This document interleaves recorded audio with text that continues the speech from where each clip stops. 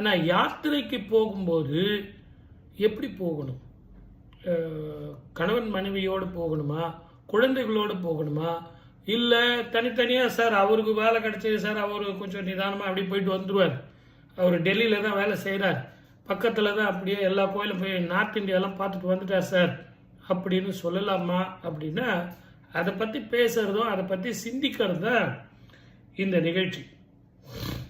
பொதுவாக இதெல்லாம் அவங்களுடைய சந்தர்ப்ப சூழ்நிலையை பார்த்து நம்ம போகிறது. ஆனால் சாஸ்திரத்தில் சொல்லப்பட்டது என்ன, எதுக்காக அதை சொன்னாங்க அப்படிங்கிறத நம்ம புரிஞ்சுக்கணும். எப்பவுமே யாத்திரை அப்படின்னா பக்தி யாத்திரை தான். அந்த யாத்திரைக்கு யார் போனாலும் கணவன் மனைவி இருவருமே சேர்ந்து தான் போகணும். ஏன்னா அங்கே செய்ய வேண்டிய தானங்களும் தர்மங்களும் அந்த க்ஷேத்ராடத்தினத்தில் அந்த க்ஷேத்திர பாலகன், அந்த க்ஷேத்திரத்தினுடைய நாயகன்